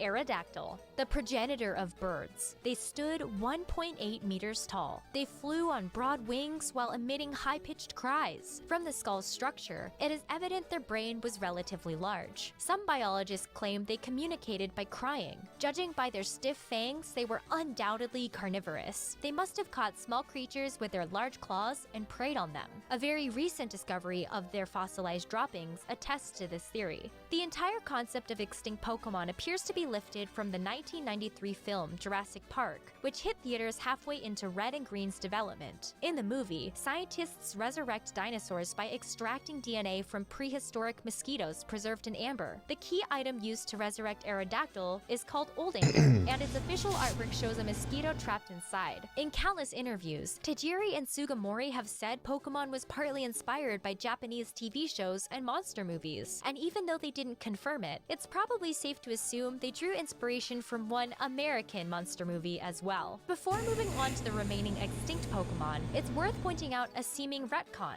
This entry says Aerodactyl is the progenitor of birds, and when Arcan was added in Gen 5, it was identified as the ancestor of all bird Pokemon. Okay, In other bro, words, leave they both said Aerodactyl to be the alone. origin of birds. Interestingly, in 2018, Game Informer asked if Pokemon evolve and are subject to natural selection, to which Sword and Shield's director and producer both said they didn't know. But the concept of Darwinian evolution appears throughout the series, from this book in 1996 to Arcan's Gen 5 entry and even Skorupi's entry in Sword and Shield. The developers have also said the rules of the Pokemon world aren't, quote, set in stone, which suggests Game Freak probably aren't interested in maintaining a consistent canon. As we've said, this book was officially published by Creatures Inc. with input from Satoshi Tajiri himself, which is more than can be said for even some of the mainline games. So even if newer Pokemon media present contradictions, this book represents the original canon, even if the series as a whole doesn't take the concept of canon as seriously as sub-fans might want it to. Next up is the Amistar line. Number 139, Ammonite, a creature somewhere between sea snails and squids that lived in ancient seas. They swam by waving their 10 feet. They fed on plankton and small fish. Number 140, Amistar, thought to be Ammonite's evolution. They grew to around 1 meter height. They preyed on fish up to around 50 centimeters. These are these even squids? I mean, like, I guess they're kind of, did they say squids? Fighting at the same time. This is followed by number 141, Kabuto, said to be the ancestor of both hermit crabs and of turtles. They kept themselves sheltered in their tough shell. They appear to have disliked fighting. They are thought to have been good swimmers, although not especially fast. Just recently, a Kabuto fossil was found in a mountain cave 1,000 meters above sea level. Its discovery revealed that the area had once been submerged under the sea. This Pokédex identifies several Pokémon who evolved from animals over the past 2 million years, but this entry identifying Kabuto as the ancestor of hermit crabs and turtles means it's a two-way street, and canonically, some real-life animals actually evolved from Pokemon. Next up is number 142, Kabutops, thought to be Kabuto's evolution. They swam expertly underwater where they hunted. They captured prey with their sharp scythe arms and drained the prey of their bodily fluids. Evolution apparently flipped their nature from timid to aggressive. The relationship between Kabuto and Kabutops can be likened to that of Mogwai and Gremlins. The one and only Kabutops fossil was discovered 6 years ago in a soil horizon approximately 2 million years old. They are therefore considered the oldest of all Pokemon. Tajiri confirmed in an interview the movie Red's mom is watching on TV is the 1986 film Stand By Me, so it shouldn't come as a surprise that the 1984 comedy horror Gremlins exists in the Pokemon universe as well. Mogwai are a special classification of demons in Chinese mythology, but in the movie, they're nice, furry creatures who transform into evil gremlins that torture and kill humans. So Kabuto's a nice little guy, while Kabutops is the complete opposite. Yeah, I don't think Kabuto is gremlins either. Kabutops using its scythes to impale a large oh my prehistoric god creature and suck out its fluids, presumably about 2 million years ago. And now onto the Pokédex's last classification, the legendary Pokemon. It says, many Pokemon appear in the worlds of myths and legends. The most famous must be the Phoenix. Previously, there had been few believing in the existence of such legendary Pokemon. Since the discovery of Dratini, however, the non-believers are dwindling. Now, an endless stream of researchers embarks on expeditions convinced that the legends live. First up are the legendary birds. Number 143, Articuno. They fly among wintry mountains with their long, flowing tails streaming in their wake. Folklore has it that those seeing an Articuno in flight become so enraptured by its beauty, they die rooted to the spot. Number 144, Zapdos. Said to fly with what sounds like buzzing and snapping of sparking electricity. As the divine bird presiding over the heavens, Zapdos spend thousands of years above the clouds. Perhaps lightning is their way of showing anger. Zapdos is probably based actually, on I think it's just electric type. who controls the upper world and creates thunder and lightning that it casts down to the underworld. It's usually depicted as an X shape, and the same can be said for Zapdos' Gen 1 sprites and official artwork. Next is number 145, Moltres. The Phoenix, the famous legend of a bird whose fresh blood confers immortality when drunk, is said to be modeled after Moltres. If this Pokemon were to exist, their fiery wings will surely bedazzle all those that witness them. The idea of drinking Phoenix blood to gain everlasting life isn't derived from real-life legends, but rather from Osamu Tezuka's unfinished manga series called Phoenix. Tezuka is often called the godfather of manga, and is considered the Japanese equivalent of Walt Disney. Tezuka began working on the first volume of the Phoenix manga in the 1950s, and over the next 3 decades, actually, I guess that's right. 12 volumes, each telling separate and self-contained stories of different characters hunting the Phoenix, so they can live forever by drinking its I want to blood. play Let's But in Go. the end, Maybe I'll do that on my own or immortality is something usually tonight. unattainable, and living forever That's reveals comfy. itself to be a terrible curse. Each volume takes place in the ancient past or distant future, and as the series progresses, it seems to be converging on the present day. Tezuka considered Phoenix his life's work, but he died in 1989 before he could finish the series. His last words were, "I'm begging you, let me work." which he said to a nurse trying to take away his drawing tools. This Pokedex says the legend of the Phoenix is based on Moltres, but clearly it's Moltres who's based on the Phoenix, an homage to Osamu Tezuka's unfinished life work, or at the very least, its lore is an homage. According to Game Freak, in many cases they come up with a design first, then decide the lore later, so it's possible they created 3 elemental birds and the designs ultimately inspired the lore, rather than the lore inspiring the designs. Next up is number 146, Arcanine, a legendary Pokemon that appears in Chinese folklore. Sanctified paper chits imprinted with an Arcanine illustration are considered beneficial for keeping evil at bay. The book includes this diagram of Kanto's fastest runners, identifying Arcanine as the fastest of all. Later in-game entries say Arcanine can run 10,000 I guess it gets extreme kilometers in a speed. single day and night. Assuming that means 24 hours, that's about 417 kilometers an hour. Korokoro's 5 of Diamonds also gives us a look at the Chinese paper chits mentioned in this entry that ward off evil. Arcanine draws inspiration from Chinese Shirshir. Arcanine's a solid design. I think everyone likes Arcanine.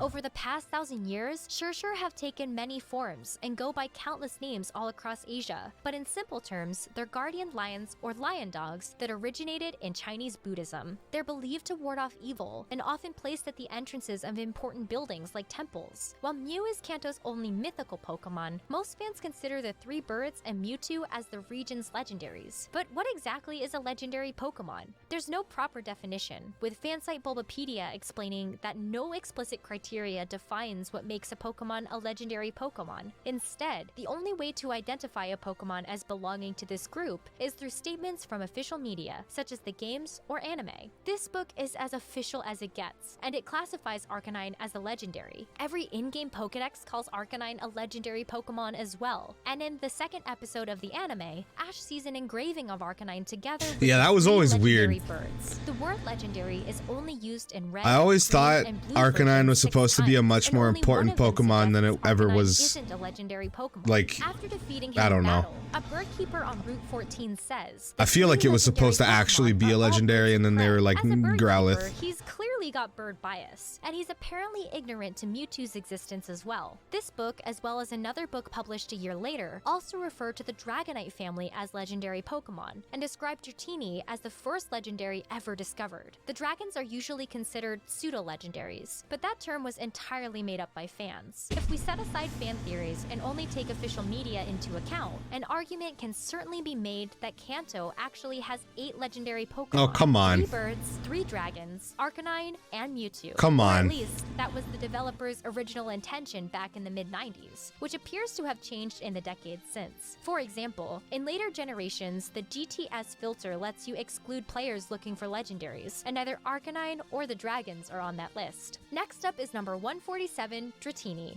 Legendary Pokemon live! A Safari Zone visitor just happened to catch a Dratini in the park's pond. The lucky angler became an overnight sensation with the news of the discovery exploding globally. This fortuitous accident convinced many that all legendary Pokemon exist without any doubt. It ignited a massive wave of Pokemon expeditions. Even when young, Dratini reach a length of nearly 2 meters. They grow by repeatedly shedding. Dratini's This story cool. about the first recorded Dratini sighting was lightly expanded upon in another Japanese book published the following year. It came with this illustration, and the caption read, "In a recent study, it has been observed how some Pokemon appear in myths and legends. Once, this Pokemon was thought to be a mythical Pokemon only found in legends, but when the story of a Dratini caught while fishing in the Safari Zone spread, the number of researchers who believed in its existence increased. There are many rumors of unidentified creatures all over the world. Maybe they're Pokemon." This is followed by number 148, Dragonair. They live in the seas and lakes. They can freely summon rain and snow. Though they have no wings, they are said to fly high in the sky.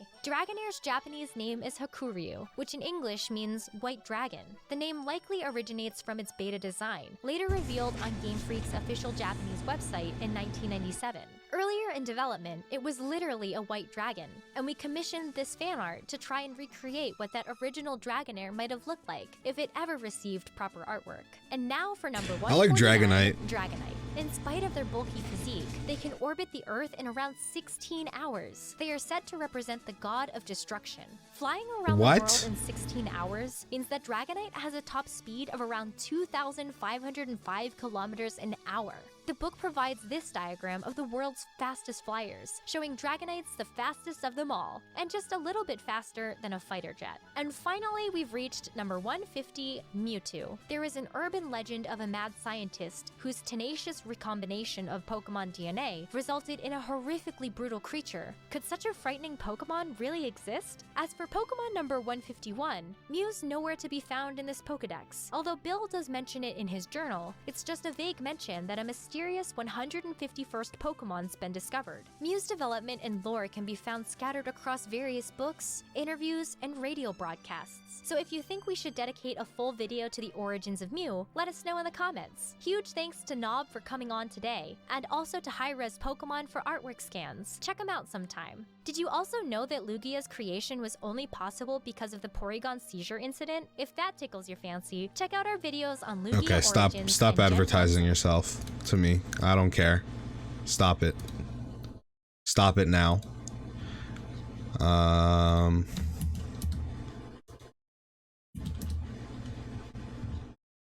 Well, life formed, you came in at a terrible time because I'm gonna actually end the stream because I didn't expect that to take so long. We'll be back tomorrow. I think tomorrow I'm gonna play Yakuza. Get back to that. Thanks for hanging out today. It was fun. It was weird. I don't usually watch videos on stream, so it felt weird. Yeah, I'll see you guys then.